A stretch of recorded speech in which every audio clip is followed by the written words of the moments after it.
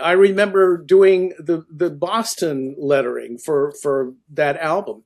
This had nothing to do with Boston or the album or anything, but I had a book on fairground artwork, fairground, you know, oh, just all of these rides and everything in England. And there was it was the greatest typography on there. And I just remember this lightning bolt 0 or O from somewhere. And that became the basis of it, because for some reason in that moment, that just felt right and influenced me. And then I developed the kind of whole thing around it. Welcome to the Marketing Team of One podcast, where we have conversations about the issues one-person marketing teams face when trying to meet their goals with limited time and budgets. Now here's your hosts, Eric and Mike. Ladies and gentlemen, I just want to say this is really one of those episodes of the podcast that we're not going to talk a lot about marketing. I know that's a Marketing Team of One podcast. This is a lot about brand.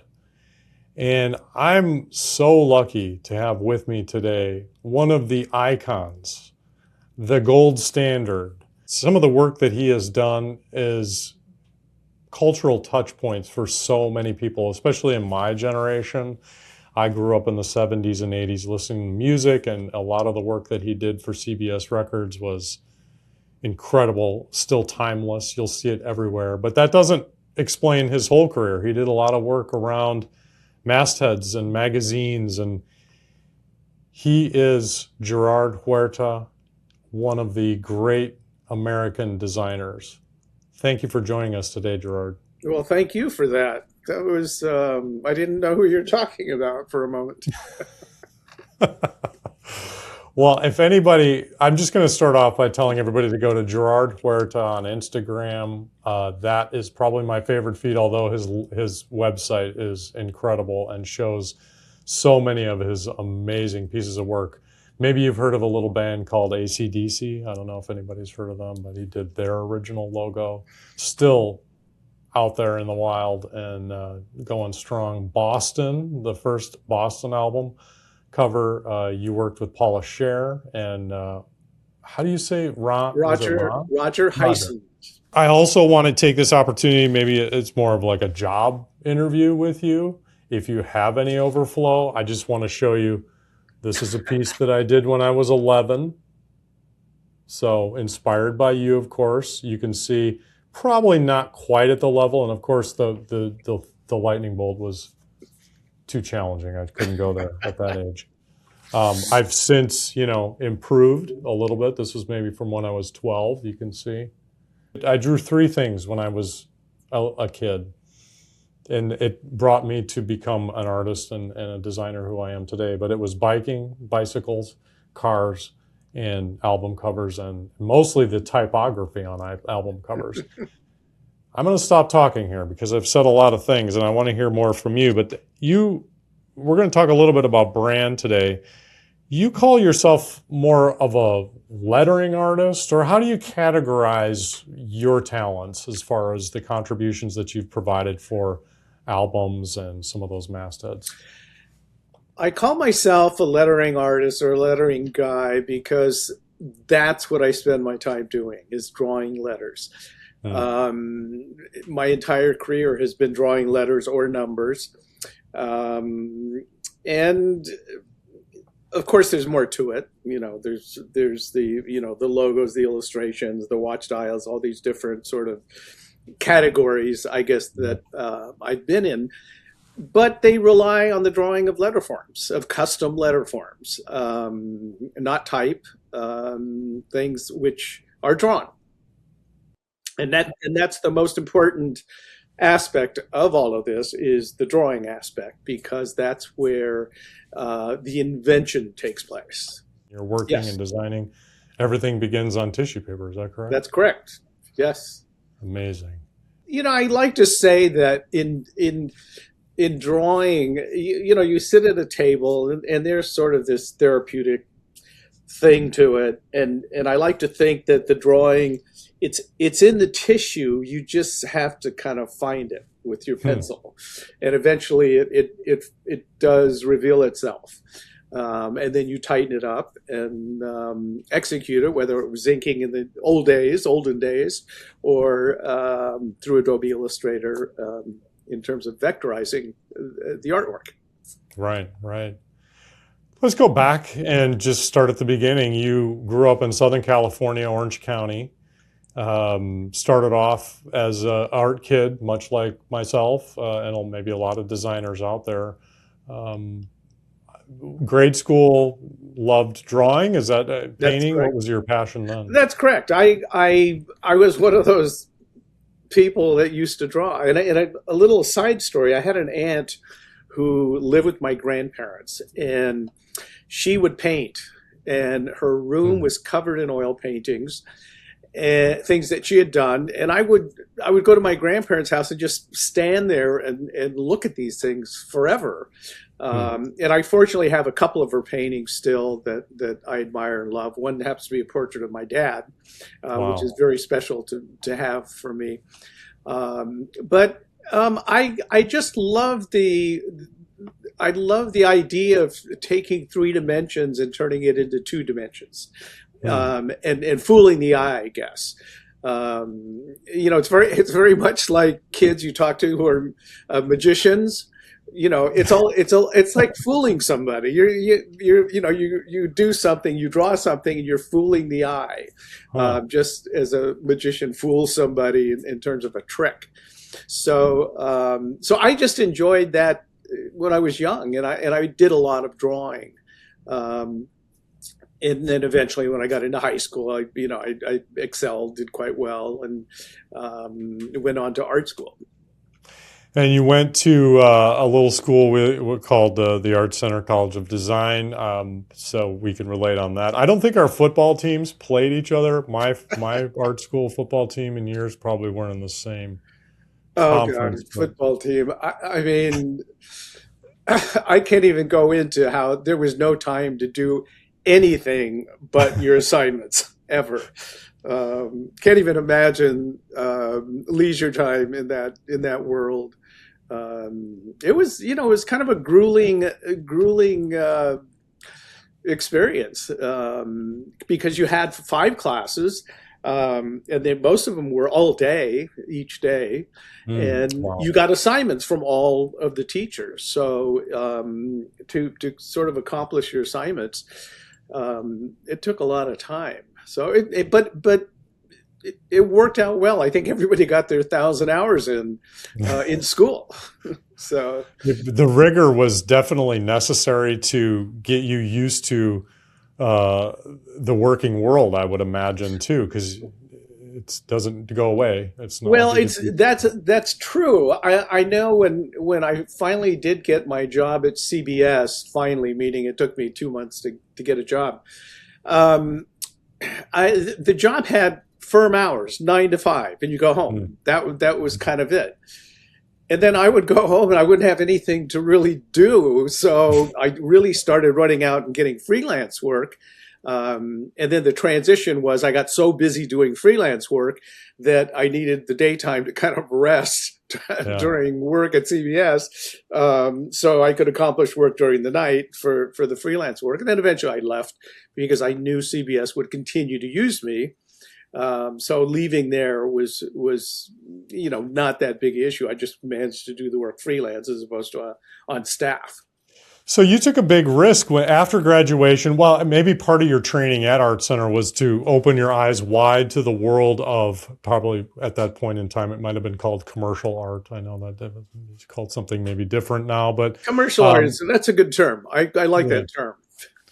And so you had told me before, right away, you're like, okay, we're going to New York. We got to go to New York. And you dragged maybe 3 or 4 or 5 other designers who you had gone to school with there. And right after graduation, migrated over back to the East Coast? Yes. I graduated. I got married the following week and moved to New York the following month. So it was sort of a quick 3 major life changes right away. Yeah. But going and doing that, you then pounded the pavement and said you took you about 2 months to get a job at CBS Records. Yes.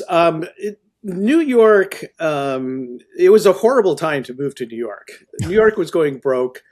There were no jobs. I had a list of 6 people I wanted to see, and they all told me, I'd hire you in a minute, but we have no work. We just don't have any work. And fortunately, my wife managed to get a job right away. So she was working and bringing in some money. And I managed to pick up some freelance jobs from a couple of people, including John Berg, who became my boss at CBS. He gave me some work to do. And then eventually I printed up a card, actually a big business card, kind of an oversized card. I did some artwork with my name, and I went back and passed it around to the people that I'd seen. And I got back to my apartment and got 2 job offers that day. Nice. So one was cleaning up typefaces, and the other one was becoming an album cover designer. So it's kind of no real comparison there in terms of what I chose. Well, yeah, you were 22 years old. And honestly, when we look back at the history of graphic design, and not to get, scholarly on the audience here, but this was really the golden age of graphic design. Everything was hand done. The computer really hadn't started, building into the process of what we do as commercial artists or designers at the time.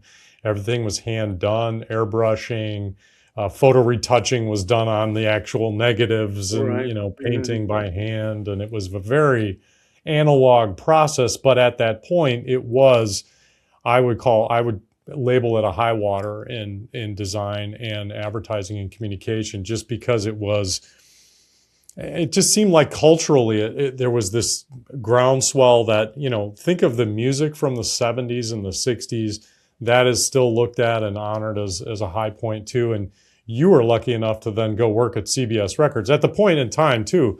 Just to speak to New York, yes, it was a horrible place to live, maybe because of the, problems culturally. But when you look at the business of graphic design and advertising, it was the center of the world. Maybe Chicago was competing in the advertising world, but for sure, publishing was the center of the world, was in New York City at the time, correct? Yes, there was so much work, so many places to go and pick up freelance work. For example, magazines, as you said, publishing, book publishing, advertising, records. It really it was really the place to go and the place to be, I think, for me. Once I started working, all of the kind of nonsense of New York just sort of went away. I was not that conscious of it because I was working on these jobs. And the other thing that I wanted to mention, being at CBS and working on album covers, you had this 12.5 by 12 surface to cover. Which was really pretty incredible when you think about it now. When we look at music now and it's streaming, and we have a little image of this big on our phone. That was big. It was a nice big piece of real estate to work on. So that was pretty terrific.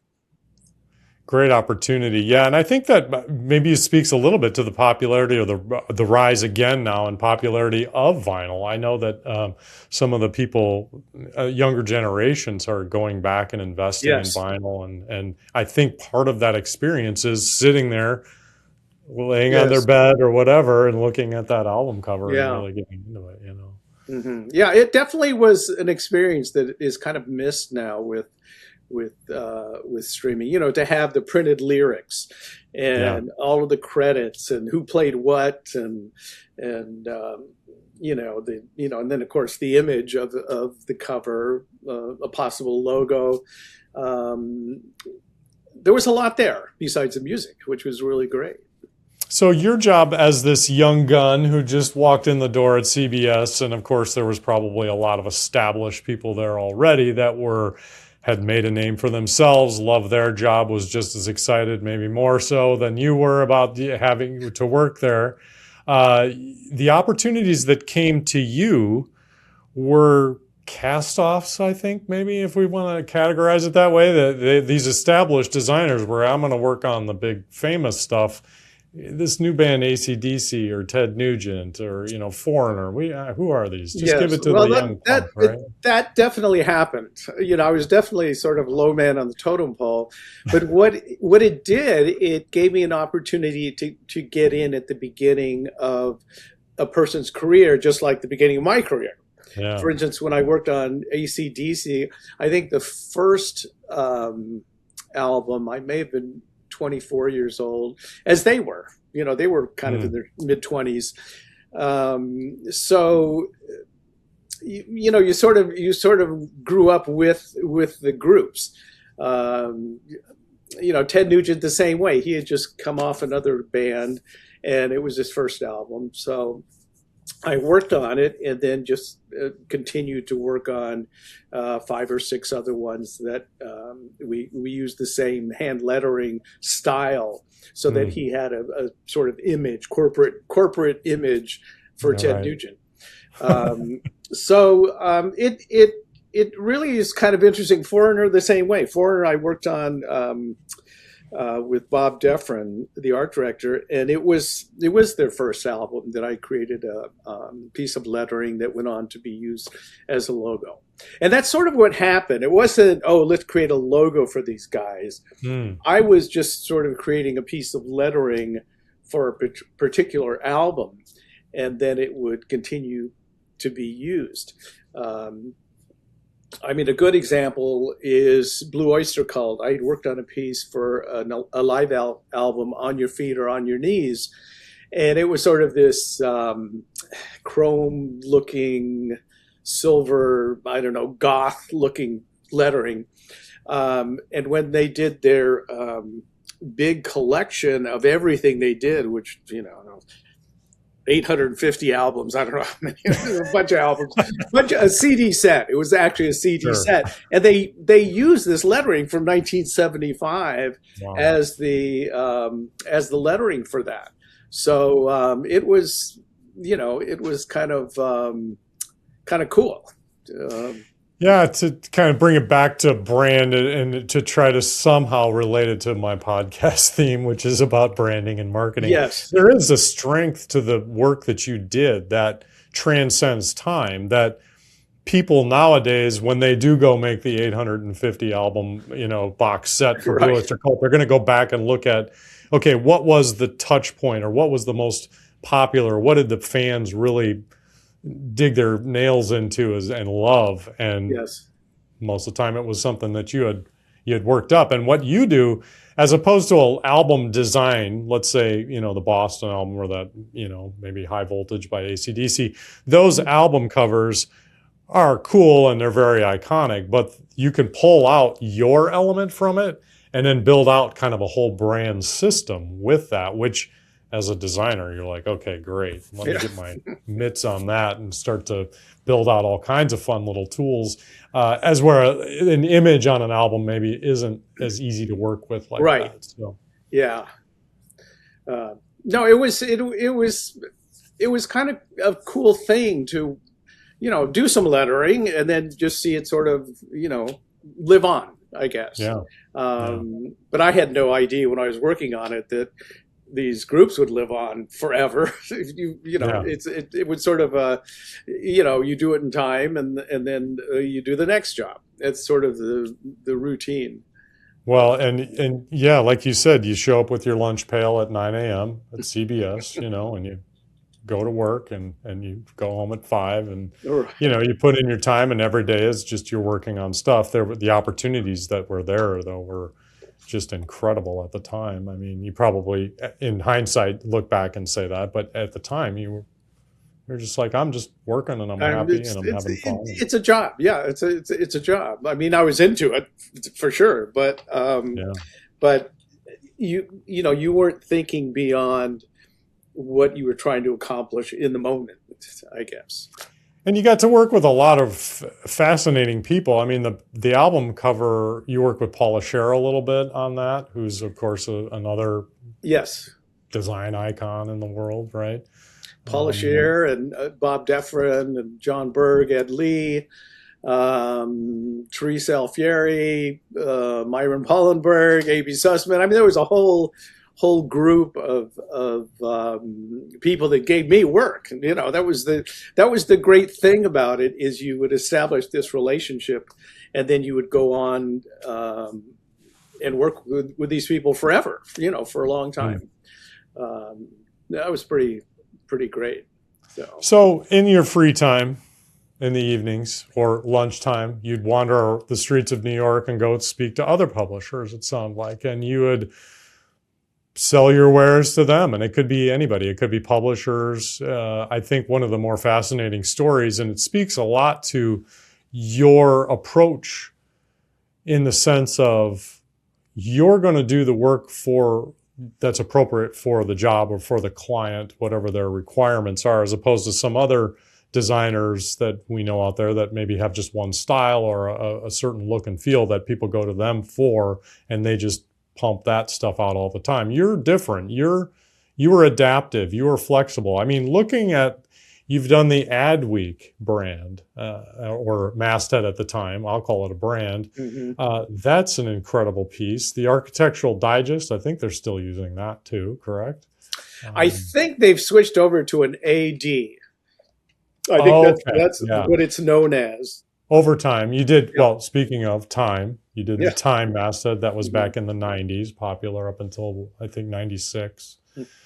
But that's what was fascinating, is you did a lot of that work. You did AC/DC logo, then you did the Time logo, like within the same basic. Yes, within 3 months, 4 letters, each 4 letters within 3 months. Who would know the same person would do them? You know, that was kind of the nice thing about approaching everything in terms of the client and what's appropriate to the client, is that you and you know, and we're talking about letter forms, so things can go in so many different directions. And I know there are people who say, I have a style. Oh, I recognize that piece. That's your style. But I really think of it more in terms of, that might be a style for country music, or that might be a style for a corporate logo for a bank, or that might be there are many different styles. And I think that was something that I could easily adapt to because of my consideration of what the client needed. And that led to an opportunity. One of the cool stories you talked about when we talked earlier was your work for the Monterey Golf. Yes, Monterey Peninsula Country Club. Yeah. Yes. And is that Pebble Beach, or is that a different? It's in Pebble Beach, but there is the Pebble Beach Golf Club. I don't know if they call it the golf club, but there's Pebble Beach. I think there's about 3 or 4 of them there in Monterey. Okay. It's quite a beautiful. It's incredibly beautiful. The whole area is incredibly beautiful. I mean, I remember standing on the 14th hole of the Monterey Peninsula Country Club and just watching porpoises jumping in the ocean, and sea lions hanging out. So it really is quite incredible. But I've been lucky to work on things like that, that are kind of unusual. I think unusual for me. I don't know. I don't know if I would have picked me to do that job based on the work that I did, but it turns out they picked me to do that job because they didn't know what they would get from me, because I didn't have a style in terms of the work. So that was really their qualification for hiring me, which was kind of cool. That's amazing. Yeah, the story you told, I mean, the people that they brought in, you said it was 15 different firms that they were. It was a lot of high-end design firms, of which I certainly wouldn't pick them to be in competition with me, because I'm certainly not. I don't think of myself in that world of, some of these people. I won't mention any names either, but the comment that was made by Eric Heiser, who was the sort of the go-between between the logo committee and myself, he said we knew what we would get from them. We had no idea what we would get from Gerard, so we chose him. And that was, I consider that a high compliment. Well, that speaks a lot to them. They were willing to go for the ride, which sometimes take a risk. A lot of clients want to take a chance. Yeah. So. That's a great story. I love that. So going back, letter forms, did you train with sign painters? I mean, you studied typography, I'm assuming, at Art Center, but your process was never to like, I'm going to start with tracing Caslon typeface. You kind of have an innate knowledge or understanding of how a lot of these letter forms work. It began in terms of the lettering part of it. It began the semester right before I started at Art Center. My mother got me a job at a store. She was working there.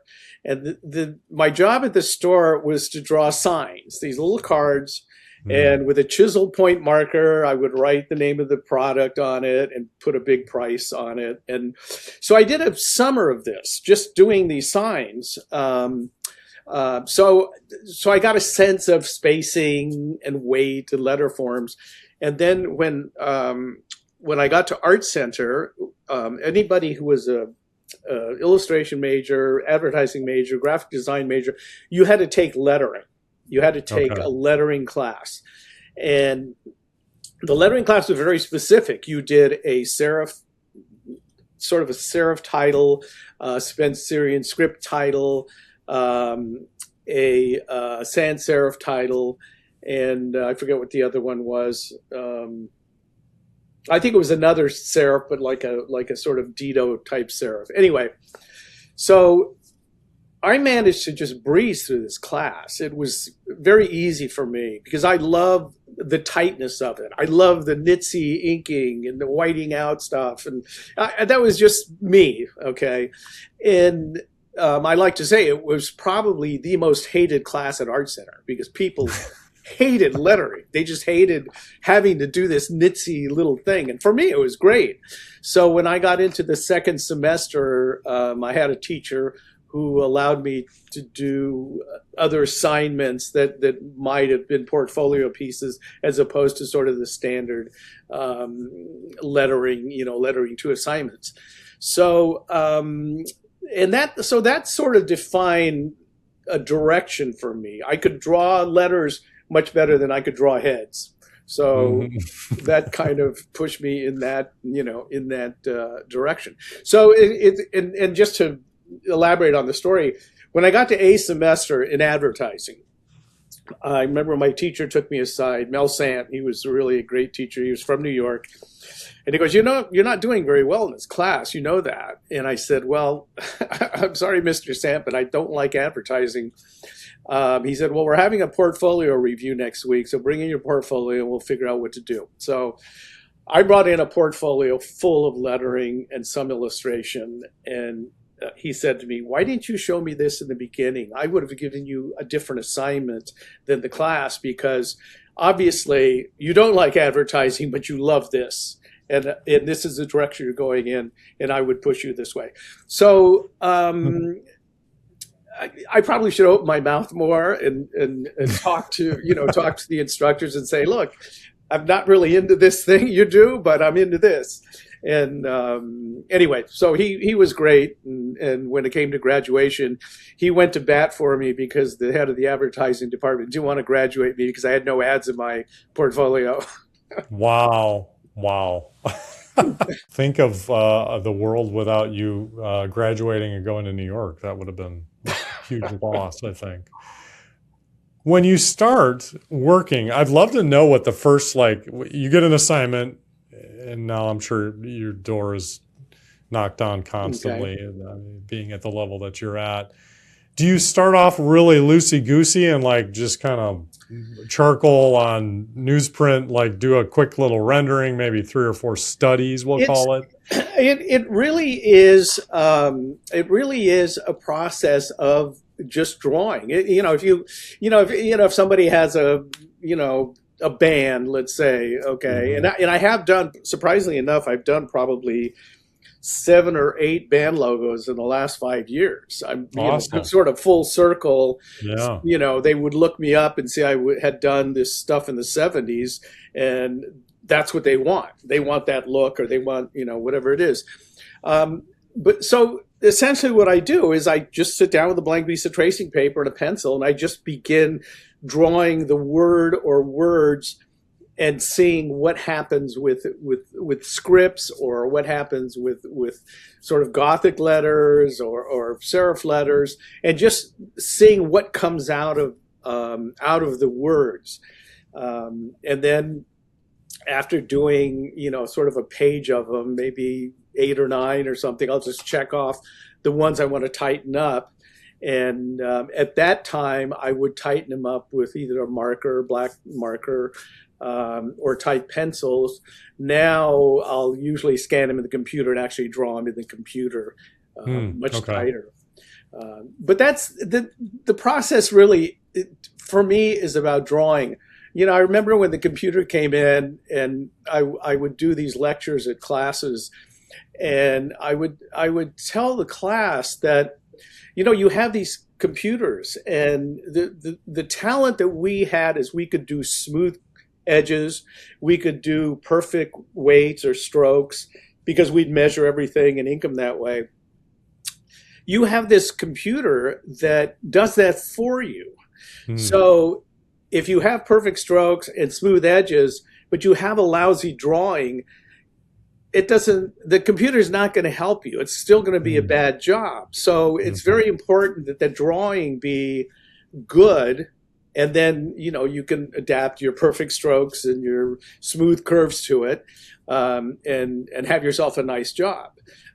So it's all based on that original drawing. I wonder today, and I'm not super familiar with the current way that people are taught this in college and art schools and things like that. And I would hope that they would maintain some of that handwork, because I think there's a process that happens when you're working with from your head down to the pencil, right? It's a little bit different than the head down to a computer mouse or a hockey puck with a, what did you call it when we were? A bar of soap. Bar of soap and a bar of fishing soap line. and fishing line.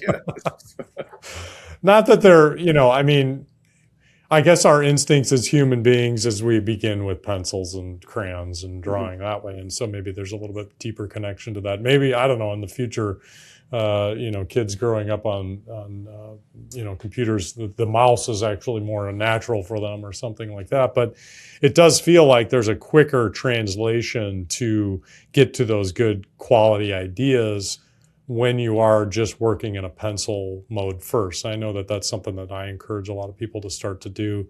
It's hard because you kind of feel like you're not doing well, maybe if you don't have the basic skills, but drawing is one of those things that I feel, and maybe you do too, that is, you can learn it, if you practice it, you're going to get better, Yeah. Well, the sad thing to me is when you go into art class now, it's a series of computer stations. So I think what happens is the kids are encouraged to work directly on the computer. But my sense is what happens is you develop this ability to select fonts, select images, and assemble them. And then that's your creativity, which it's not that creative. That the stuff exists already. The thing that's nice about drawing is what you do doesn't really exist yet until you start to work on it and put it in your language, whatever it is, whatever it is you do. So I wouldn't have a portfolio that I have if I didn't draw, because it would be a portfolio of existing things, fonts, for example. And I do get asked that all the time. Do you ever use fonts? Yeah, I use fonts when I have to do a business card and put type in. Yes, I use fonts, but I don't use fonts to develop a logo or do an illustration or any of that. That comes out of the drawing. I think that's what, I want to emphasize to our audience a little bit is the integrity of a good, solid brand that is timeless or, artful or draws deeper meaning is that it probably could look like it starts as, and I mean, you look at your portfolio of work and your drawings and it's like, wow, that is a perfect Caslon or a perfect type name, insert name of typeface here based on your history and experience working with those fonts and understanding how letter forms work. But there is this process that I think needs to be considered all the time is that you're not making something that it can come from something else for sure. And everything that we do is inspired by everything we see and look at. Sure, of course, sure. But having that hand touch or having that, analog human influence on it, I think is what elevates it and makes it something that, if you're an art director or a creative director and you're working with another designer, you don't want to keep going back and having your logo redesigned over and over and over. Oh, we're tired of looking at that after 3 years. Let's do a new brand. Well, that's expensive. You don't want to have to do that. You want to be able to work with somebody like yourself that makes something that's timeless, that lasts 50 years. The other thing that I think I should mention too is, there is reference involved. Right now, reference is all in my head. But at one point in my career, I have a lot of books here, ton of books. And I would go to those books like the Tin Can book. It was full of illustrations of old tin cans. Well, there's some really great letters on there. And if I could find the coolest R in there, I would rip it off and I would create a whole thing around it. I remember doing the Boston lettering for that album. This had nothing to do with Boston or the album or anything, but I had a book on fairground artwork, fairground, just all of these rides and everything in England. And there was it was the greatest typography on there. And I just remember this lightning bolt 0 or O from somewhere. And that became the basis of it because for some reason in that moment, that just felt right. It influenced me. And then I developed the kind of whole thing around it. So reference, I think, is kind of an important aspect of it. The other aspect about reference is if people don't know what your reference is, that's even better. That's even greater, because then you seem really creative, right? So anyway, I used to rely on books a lot, and there's been some great, the Universal Penman, George Bickham's Universal Penman, which is full of Spencerian writing. I mean, there are some incredible letter forms in there that could be adapted to a baseball script. It just happens to be very thick and thin, but, you take it and flesh it out and do something with it. And boy, I've got this great P. This is fantastic, So reference at one time was a big part of it, a big part of developing it. Yeah, I can remember. Yeah, go ahead. Well, I can remember working with some illustrators, and I was fortunate enough to work with a gentleman named Jim Smith in Minneapolis who did, the Ham's Bear illustration and Lucky Charms. Okay, We shared a studio together. In fact, his studio was gigantic. His space was the whole corner office, and it was maybe, 600 square feet, of which 350 square feet was his reference morgue. And it was just pictures that he had collected over the last 50 years from magazines. And there's something to be said for that. Now we call it the internet, probably. Yes, right. But I don't know. I love the generic or not the generic, the randomness of you looking at really different, what you would think would be completely unrelated things that actually do relate back to the assignment and the job at hand.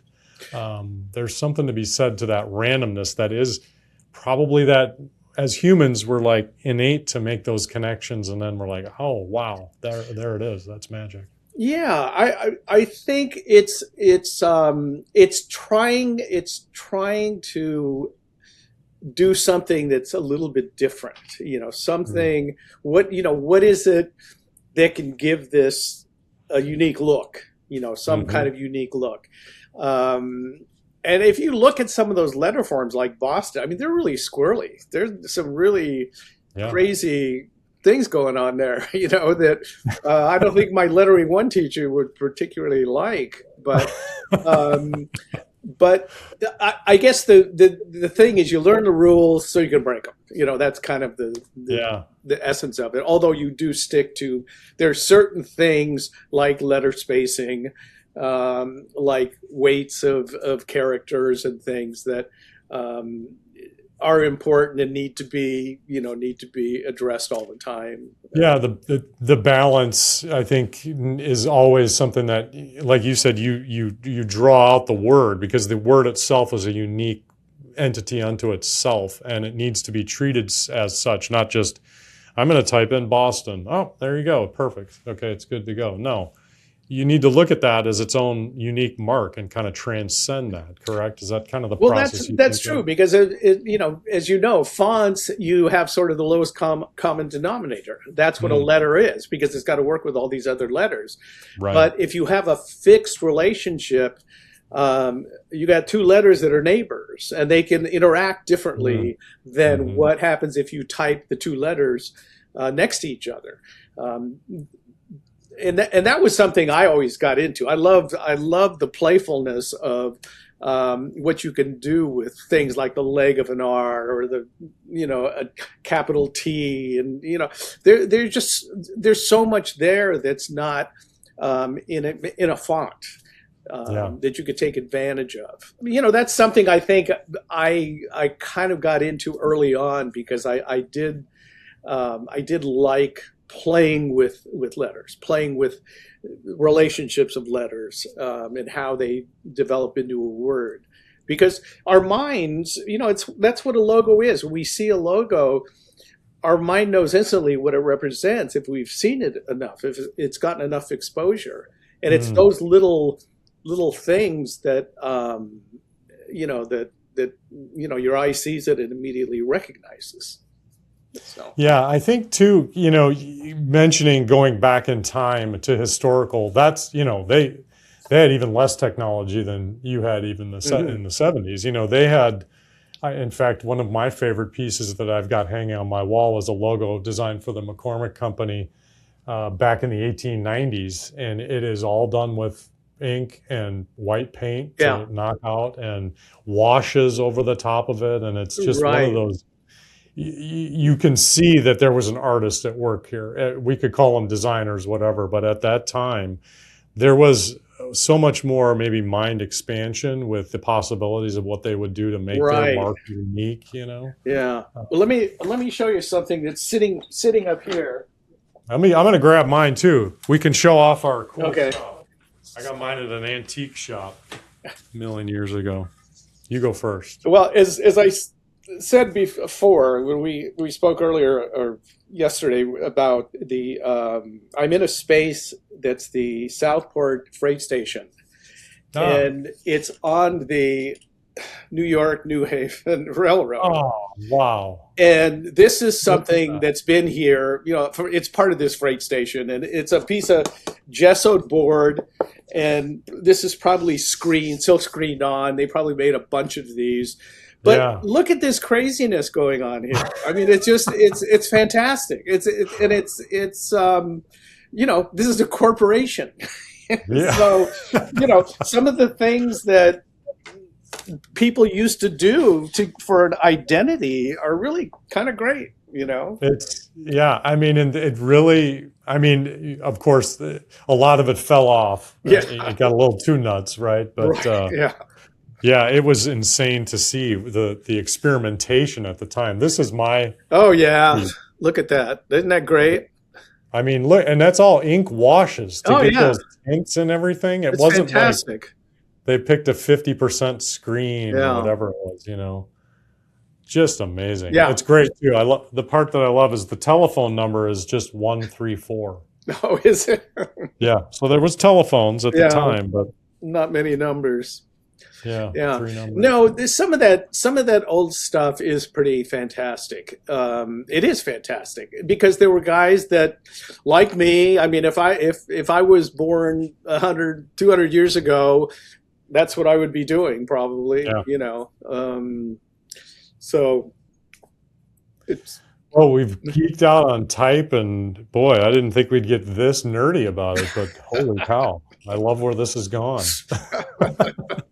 Let's maybe talk a little bit about those magical people that you had worked with, John Berg specifically. I know that you had worked with some of the people at Pushpin Studios. Look that up, people.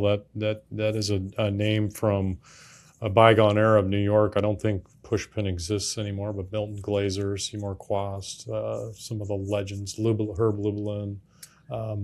These are yeah. gigantic. John Berg, as I said, was my boss at CBS, and just one of those incredibly creative guys, creative art directors. Probably, I think he said he was fired from every job he ever had because he insisted on doing it his way. But he was an amazing person to work for because he just had a very openness about looking at a problem, looking at a design problem, and rather than sort of doing this, he was doing this, which was really kind of refreshing, I think, to see. So he was pretty great. He was pretty. I think that speaks a little bit too to kind of what you were talking about as far as opening your view of the world to all of the things that are out there, as opposed to just I'm just going to look at these bank logos from the last 5 years and design another bank logo that fits in exactly with what that is. Now, that said, obviously the bank might want that. Yeah. But your job, I think, as a designer and a brand specialist is to say, okay, here's one like that, maybe, right? I try not to show things that they might pick and I'll not be happy with. Good. Because that can happen. That can certainly happen. More often than not. Yeah. So if you're going to do 3 designs, 6 designs, my feeling about it is you better like the worst one because that could be the one. Fortunately, most of the time it never is, but that that's always one of those considerations in doing work. But we really are in a business of a lot of rejection. And I say that because, if I'm hired for a logo and I do 10 logos and they pick one, I've got a rejection rate of 90%.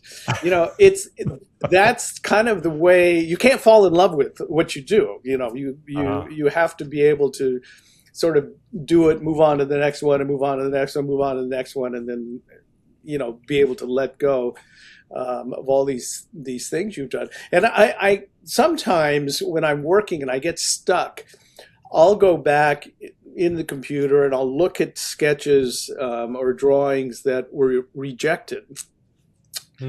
And sometimes things come out of that where you'll go, gee, that was really kind of a cool solution, or a cool S or a cool R or a cool A or something.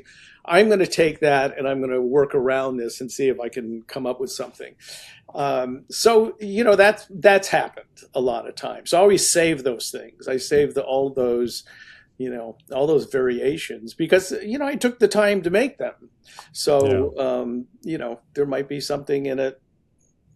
I don't know. I think there's probably a couple of them I've used 20 times and they never get used. They never get picked. But you're recycling some of those things because you get you hit a wall, I guess.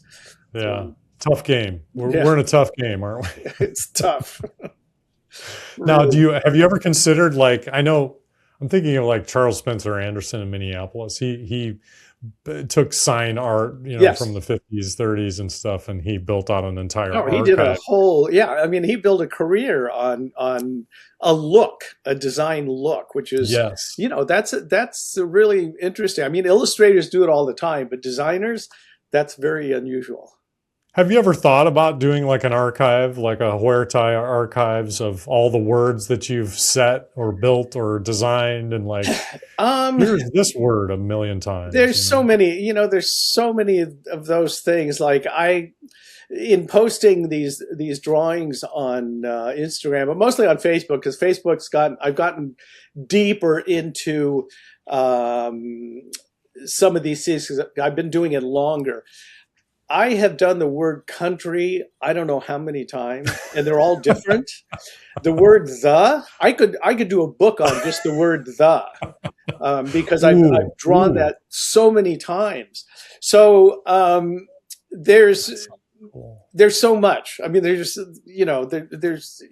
50 odd years worth of this stuff that I've got I've got all the pencil drawings here, all the finished drawings here, and frankly, a lot of times I'm going through them and going, I do not remember doing this. I don't know the art director. I don't even know what it's for. That's starting to happen a little bit. I hope it's not Alzheimer's, but I think it's just, it was a job you just did and kind of went on, and it never sort of never went anywhere. It was one of those ephemera, do it for a magazine, it's gone, that kind of thing. Geez, my brain is on fire thinking of how we could work together on making the book. The book of the book. No, sounds boring.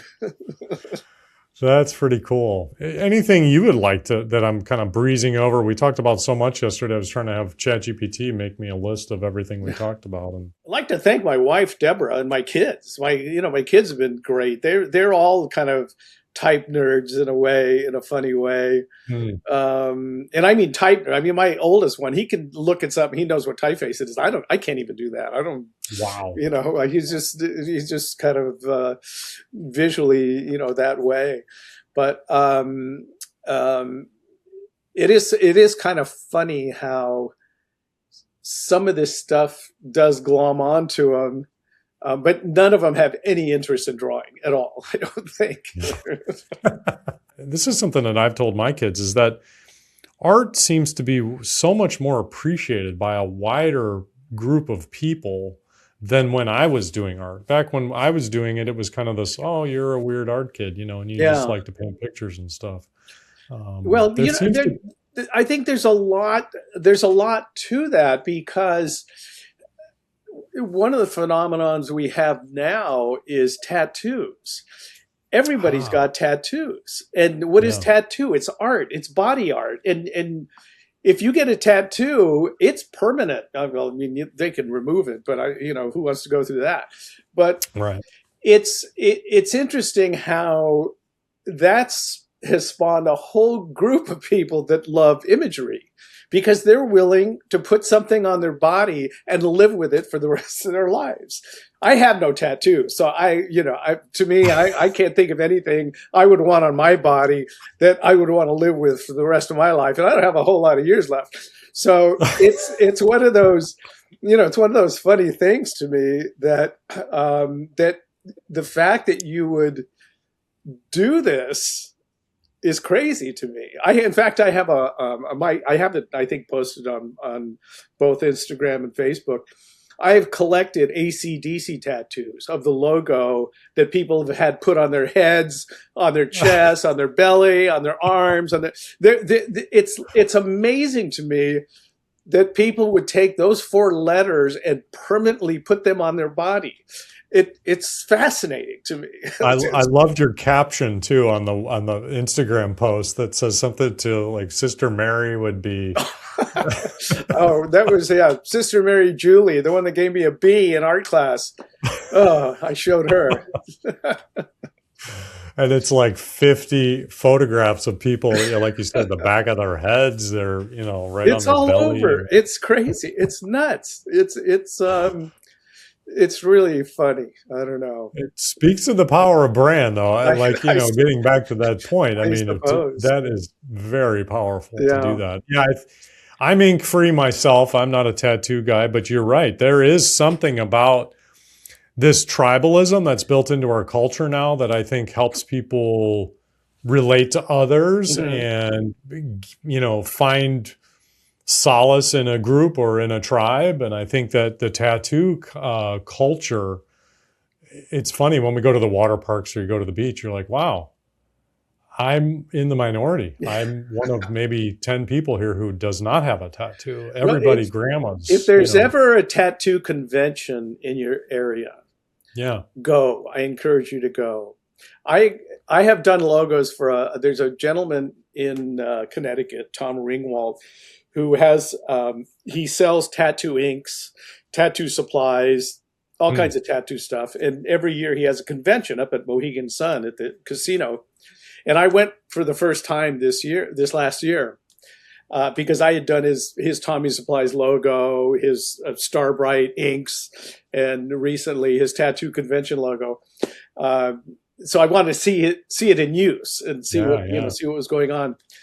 And it was really fascinating because you would see you'd just walk by these booths and people are getting tattooed, and then other people are selling all kinds of crazy, colors of ink, and it's a whole subculture that's just phenomenal. It really is. But we're that way in America. We have classic car culture, we have motorcycle culture and biker culture, and all these different things.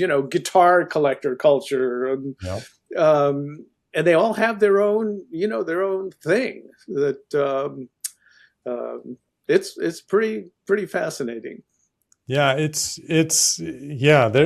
a good point. Again, it kind of speaks again to that getting outside of what you think is and looking for influences in those different areas. Yeah. I know I love car culture, lowrider. I love to go to lowrider shows and see how, and part of it's the typography. I'll be perfectly honest. I mean, it's big out there. Well, and it's also it's interesting how it's less in my generation, although there are people in my generation who have tattoos, but younger people, it's like it's like buying a hoodie. It's a fashion thing. It's fashion. It really is. But you're kind of stuck with it. Yeah. I think the only tattoo I'd get is something maybe I'd have to commission you to do, and then I could just say this is an original. Oh, well, I've done that. In fact, on my Instagram, I've got a few tattoo designs that people are walking around with that they specifically wanted something, and okay, let's do something, and all of a sudden I've got about, I don't know how many I've done, maybe 12, 15 tattoo designs for people. So, an original. The original. Nice. They're custom to that person. So So amazing. Did I interrupt you thanking your family? I didn't mean to. Oh, no. I would just, I just have such a great set of family and kids and daughter-in-laws and all that stuff. And I feel very fortunate that they're all doing their thing and doing well. And it's great when, you go out to dinner and they pick up the check. It's really, there you go. Yeah. In fact, my middle son, it was really great. He one day we went out to eat and he goes, "Oh, Dad, you got college. I'll get the check." And I thought that was pretty funny. Yes. One of those moments as a parent where you're just kind of tear up a little bit and you're like, I did it. Yeah. I feel very fortunate, and kudos to my wife for, being the mom. So yeah. Being the captain. Yes, exactly. It's like my house, right? I think one last thing that I wanted to touch back on was one of the great quotes from our conversation earlier was talking about career And I think it transcends design and brand and marketing and things like that. And I think it's important to hear from you, who had so many amazing opportunities. Put yourself in those spots where you were able to get those opportunities. And I think, how did you approach that? And what would you say would be something that we could tell people now who may be struggling or looking for opportunities or wanting to be the next Gerard Huerta? And, how did you get those opportunities? Because I think when everybody looks at amazing design and amazing art, there's the client side, there's the opportunity side to that, where some of us are like, oh, well, of course, they're in New York at that time. Well, I live in Peoria. I can't, do an Architectural Digest cover. Speak a little bit about that, maybe proximity. Well, I think I did address this yesterday when we spoke about how I sort of looked at the career this way, in that, number one, you have to be at the right place at the right time. And number two, you have to look at every job as being your absolute best work. And if you keep doing number two and number one keeps happening, you're in the right place at the right time. They'll find you. They'll seek you out. They'll see your work. They'll see your name. They'll call on you. And that's just kind of the way it's been, I think. I would get called in to somebody, and they said, well, I saw your name on an album cover, and I really liked the work that you did. So I would get a job from them. So get credit. That's a real important thing, is make sure you get credit if you do artwork. If it's something that's unique and something you're proud of, see if you can get a credit line. Because I would always try to do that when I started out. And it turned out to be free advertising and very good advertising. But again, I think the important part of it is how you approach the job and doing your best at it, and being and looking at it and saying, what am I going to think about this in 10 years? Am I going to be embarrassed about this? Or am I going to say, hey, that was pretty good. I did a pretty good job on that. So I think it's just the commitment to the job, the commitment to the work is really important. And, the money thing, it's I'm just going to mention this because what happens a lot of times is you might bid a job at a certain price, and you say the job you think is going to take about 4 days. So you've kind of based your price on that, and, a few other things, the usage and whatever. And so you let's say 4 days goes by and you're half done. You can't stop. You have to, you have to commit to completing it in its best form that you can do, and take the loss. That's just what happens. Or embarrass yourself and go to the client and say, oh, I need more money. But I think it's always the commitment to the job, I think, that you have to keep doing to keep going. And that's, I think, what's helped me is that kind of commitment to the job. I mean, and I look at jobs that I've done, and I've thought, boy, if I put an outline around all of these words and everything, I'm just doubling my time. This is like the most ridiculous thing that I could possibly do. But guess what? I start putting the outline around it, and I do it. And, back when we used to ink things, that was a commitment to do that. That's a lot. But I couldn't help myself. It was like, this will be so much better if I do this. And so you did it. And that's why people keep calling you. I think, I hope, yes, I think so. Yeah. Yeah. And you're still working. I mean, if you want to take this moment to promote yourself, I'm still working. I'm being maybe a little more choosy about jobs that I'll do. But no, I'm still working. I'm not working at the frantic pace I used to, but I'm enjoying working at the pace I'm working. And then when I'm slow, I do this series of vintage guitar art. I call it vintage guitar art, where I take a unique instrument from a certain time and I render it in Illustrator, and I have about 8 of them traveling with an outfit called the National Guitar Museum. A gentleman named Harvey Newquist has put together a museum that travels. So it's been really great for me, because I can say, oh yeah, I've been in the New Mexico Gallery of Art, I've been in Australia this, and I've been here and there. I have had artwork in all of these galleries, but it's because it's been part of this traveling museum.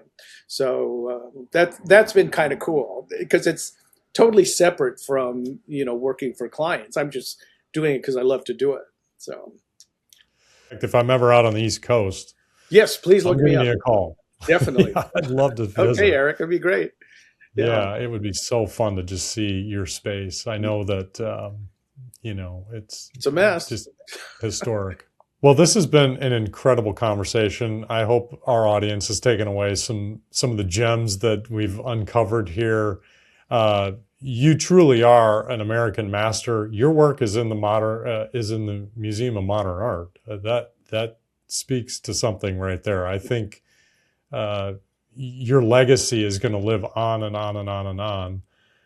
The work that you've done is, again, historic and is everywhere, and everybody can recognize it. There's very few designers that have that cachet. It's incredible to be able to talk to you today and hear your story and see that, hey, you're just a regular guy who's just incredibly talented, super smart. Thank you for your kind words, and I enjoyed talking to you. I enjoyed the conversation.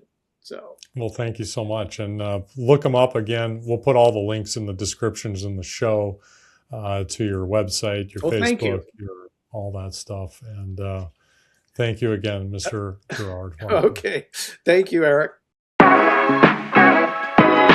Thanks for tuning in. For more information and other episodes, subscribe to the Marketing Team of One podcast on YouTube, Apple, or Spotify podcast networks. You can also chat with us on the r/Marketing Team of One subreddit, or visit marketingteamofone.com to learn more.